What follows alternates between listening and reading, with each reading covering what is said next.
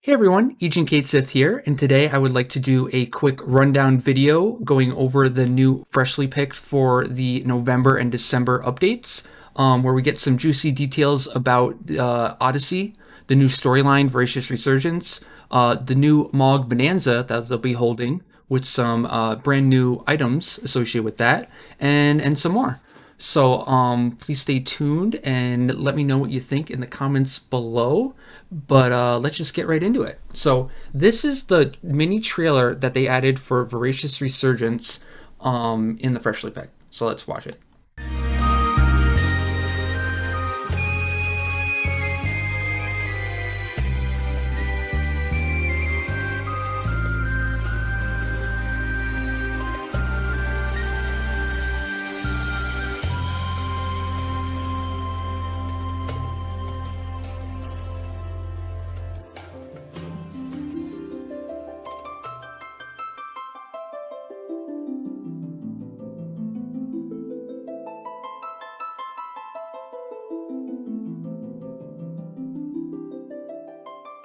So as you guys might have saw, they did a little focus in on a bunch of new characters. It looks like the Mithra, the Hume Dragoon, and the Galka in the logo art. They also tried to show the logo art in general, and the the Mandy, the Meeble, and the Goblin all together. That should be in the storyline this month. I actually haven't done any of the storyline yet because I've been waiting for it to, get good or have enough in there that I will actually be busy with it, or until they make me do it by adding new content to the game for it. So I actually haven't done any of the new storylines, so I can't really talk about that, but it's looking good so far. Just looking at the logo art, I am very, very intrigued what they pull off in the future. I'm just hope it comes with content similar to Rhapsodies of Vana'diel with Esha zones. I'm hoping that this is similar to the exact same thing. But so far so good, I would say. Next up, we have, this is my little note-taking thing. Thank you to Ashen, Vodrek, Uni, Funkworks, and the rest of Twitch chat for helping me translate this. We did this all live on stream earlier today in preparation for this video here. So thank you guys for helping me out there. I do stream every day on Twitch, usually from 2 p.m. Central to 10 p.m. Central. So if you ever feel like checking that out, you guys are more than welcome. We'd be glad to have you. But okay, so next up we have Ambuscade. November Ambuscade will be Memul, which we all already knew because they teased that earlier. This is the Memul one with the auras that can break with crits.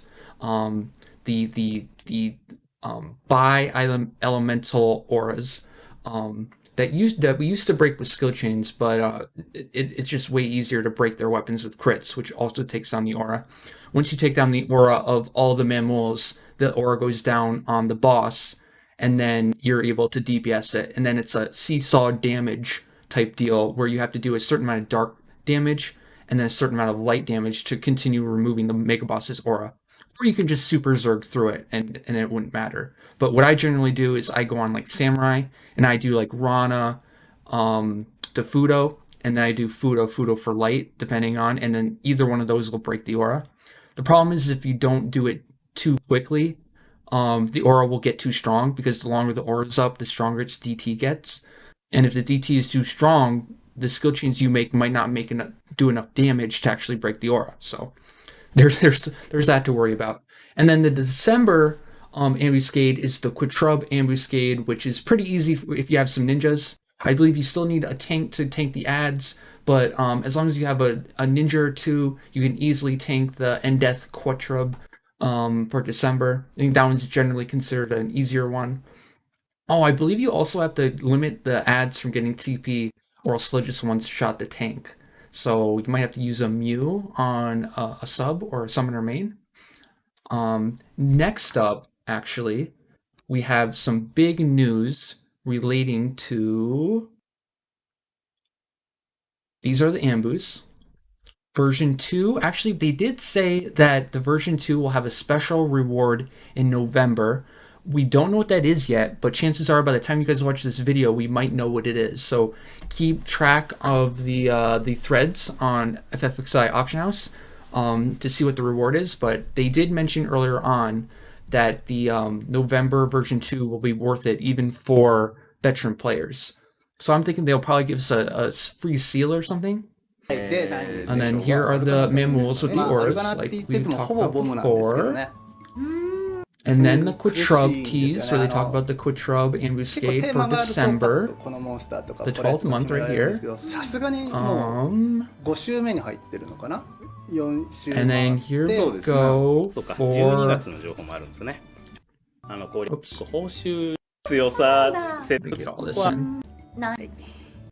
Okay, so this is them talking about Odyssey in December, the 12th month.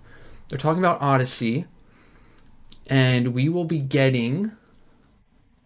In November, we'll be getting a new point system for participating in Odyssey.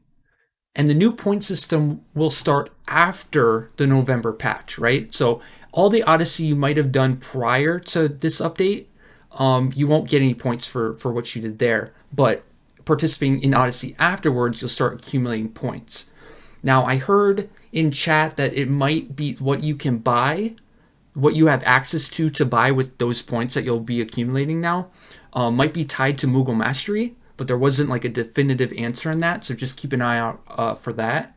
But it's very cool that they're finally fleshing out Odyssey and adding more reasons to do it. Hopefully these rewards will be good and making the content worth doing, because that's really the problem with the content right now, is that there's really no incentive to actually do it. So if this adds an incentive to do it, then I think a lot of people will enjoy it. And then the huge news for Odyssey is that in December, they will be adding a new boss area with new equipment, like brand new eye-level equipment that can be auged later on. So that's very cool. Like that has me as an endgame player very, very excited for Odyssey, and we'll just have to hope that the gear is good and worth getting, you know, and has a little bit of longevity involved in it.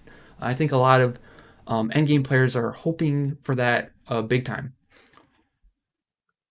Okay, so next up we have the mentor system. Fingers crossed for Odyssey for sure. So this is just them talking about the mentor system. I'm probably not going to show every slide, but essentially we'll do a quick rundown of the mentor system. So apparently your mentor status, if you're already mentored before this update, will be canceled, right? And then you can apply for mentor again, but you have to meet a certain amount of requirements. So one of the requirements is that you have to meet a certain amount of objectives done for records of eminence to apply for mentor, which includes 20 battle wide, 40 battle area, 30 from the content section in ROE, and then 10 different types of achievements. And then the character itself has to have over 180 hours of playtime to apply. Another thing they're adding to the mentor system is a like system, where the mentor, if they're doing a good job and the new and returning players find them helpful, they can like them apparently, and you can get up to 3 likes per day. And there's also apparently a system where mentors can comment and leave feedback for each other, and basically saying like one mentor can say that this other mentor is good or bad. So basically, you know, kind of like it feels like a Facebook mixed with Yelp kind of type deal. And then there also is levels associated with being a mentor: iron, silver, and gold, which is most likely linked to the like system. So if you get a certain amount of likes per day for a certain period of time, you'll probably upgrade your mentor rank and you'll level up through there. And then separate from that rank system, the mentor rank system, there's also a knowledge rank, which is basically however they decide what your overall experience level is. And you'll have a rank based on that. So a character that has 180 hours probably hasn't done like literally everything in the game. You know, there's probably some things like there's a certain amount of REMAs they don't have. There's a chance that they could just apply a rank with how many REMAs you've accomplished or finished, or how many storylines you finished, something like that. And it probably goes through all the content. And then based on that, they'll give you an overall rank, and that'll be your knowledge rank. And then there is also going to be a mute list where the entire channel will be notified if the player is mutes another. the mentor with a knowledge rank of 6 or higher can add or remove people from the mute list.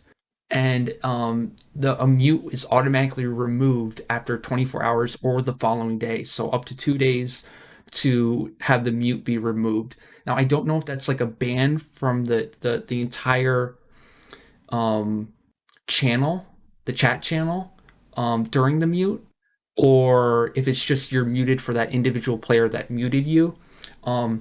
It is kind of good. Like, based on what I'm seeing here, this is probably the best way they could have handled a mentor system. It seems pretty solid so far. Obviously, there might be some kinks in the armor where, like, someone who's multi-boxing 6 to 18 characters could just give themselves likes every day on their characters and get really high mentor status. But I would be careful with doing that because they might keep an eye on that and then punish you for it later on. I'm pretty sure they want you to be helpful, and if you cheese it and you're not actually helpful and you end up trolling, you'll probably get strikes against you, and then once you probably have enough dislikes or strikes, or I don't know what they're going to call it, they'll probably have a real employee like check it out and see if you are abusing the system or not.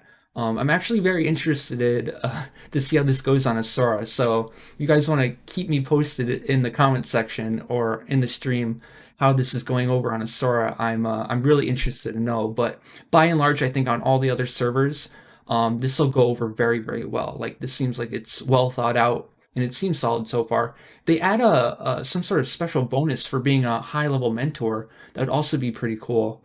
I'm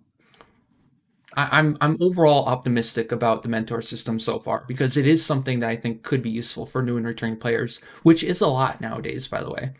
There's definitely more new and returning players than there probably are veteran players at this point in the game, for various reasons, but it is what it is. And then next up, they go over the Bonanza. This is a way different Bonanza than what we're used to. It'll either be 3 marbles for 200k each or 1 marble for 200k. I couldn't clarify that on stream, but either way, it's going to only be 3 digits. So you can pick from 000 to 999.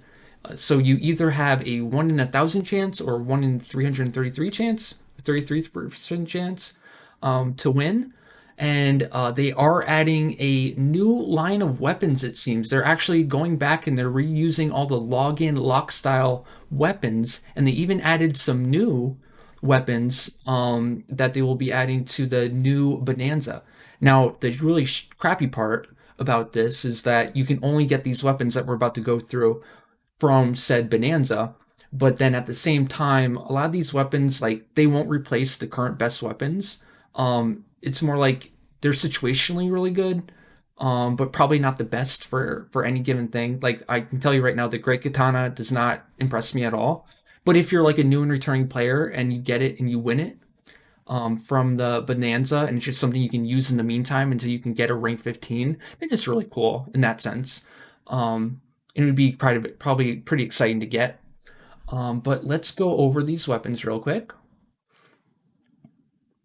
I want to show you guys what the model is for each of them. Well, I guess I should mention too that we're getting a Golden Bomb mount in November for the login. Can't fucking find it. There it is. こちら貴重なカラーになっておりますのでぜひゲットしてください。 Pretty cool mount. さらに It's not quite gold though, is it? More like yellow and brown. And then this is the new Aldo dagger, I was told, from the new, well, it's not new. They're reusing the Lion BC from last year, or one of the campaign, or one of the anniversary campaigns.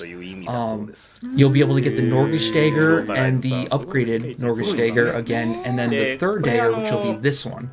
I don't know if they made it more difficult or not. If they added something to it, we'll find out after once the anniversary starts. But it's pretty cool. Pretty cool art style, I'd say. And maybe they'll actually add stats later, like they did with Bonanza weapons. そうですね。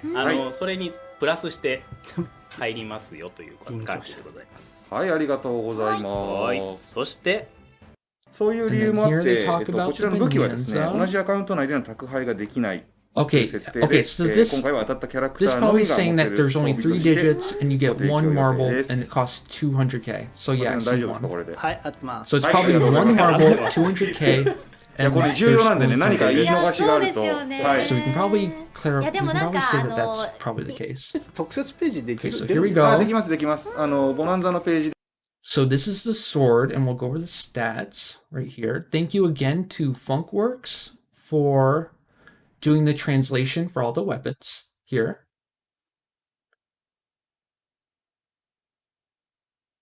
So this is the sword right here. And this sword has intelligence 30, accuracy 40, magic accuracy 40, magic attack 40, magic damage 248. And then this is the really interesting part. It has the Utu grip correction thing, but for intelligence. So Utu grip has the dex modifier added to your weapon skill with the grip, but this one does it for intelligence. So this could situationally be really, really good. Some ideas off the top of my head is like blue cleaving, potentially really good. Sanguine blade, probably the best sanguine blade sword in the game, and red mage Illusion Edge for putting this in your offhand for Illusion Edge on red mage. So red mage potentially has the strongest Illusion Edge in the game maybe now. It's probably up there with core, but still pretty cool.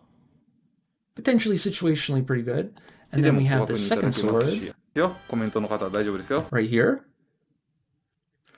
This is 30 dex, accuracy 40, shield activation, which is basically just shield block plus 10, fast blade 2. So I guess it would depend how good this is it depends on how good fast blade 2 is. I mean, it's probably just fast blade, but with better mods, I would guess. Can't really comment on this sword until we know what Fast Blade 2 mods are, but still it's kind of interesting. Be cool if this has a different animation, but I kind of doubt it. Oh, and the other interesting part is this is all jobs. So every single job in the game can use this sword. So puppet sword, anyone? Dual wield swords? And then next up we have the dagger. はい、では次です。次は新山マ Whoops. 性能これをエアナイフ。 お Here's the dagger.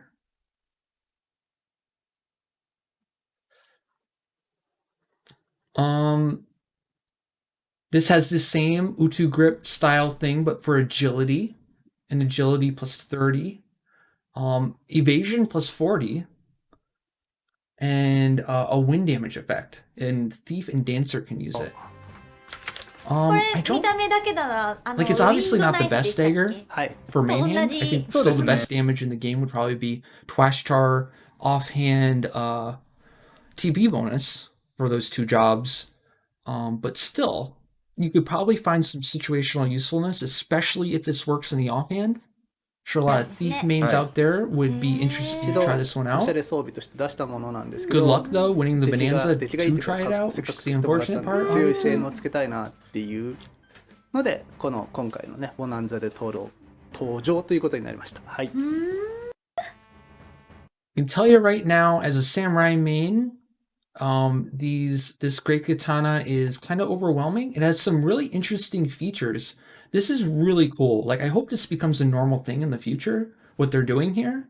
But for this weapon in particular, like, rank 15 master is so good that this thing just doesn't stand a chance. But the fact that you can reduce the cooldowns of your job abilities by 1 second by performing a skill chain or doing another action is really cool and has some really cool implications in the future if they start doing this on like armor and other weapons. So this has me really excited for the future, but this weapon itself is kind of meh. Like, you know, if someone wins this and they're a brand new samurai, it's just something to use until they get rank 50 master, that's really cool.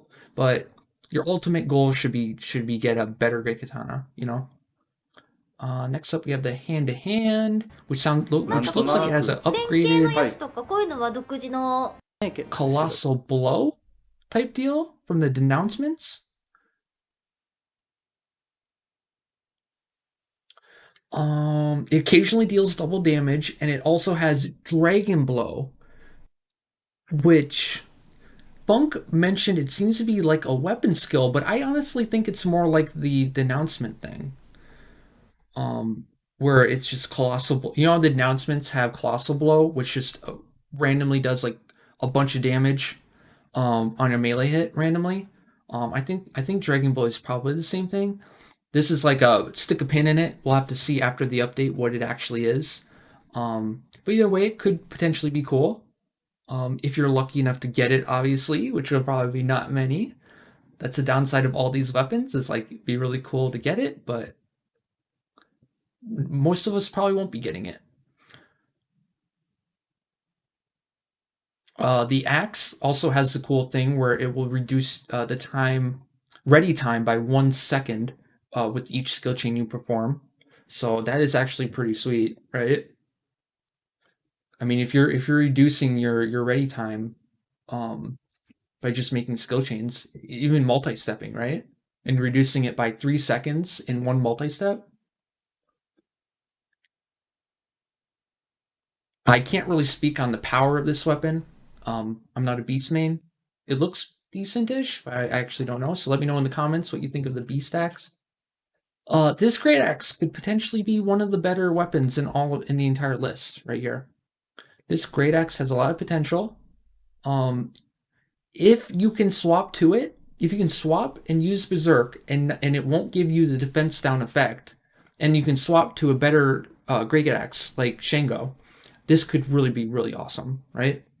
And the other cool thing is, even if you can't, and you end up using this, you can easily full-time Berserk by doing the, assuming this means weapon skill.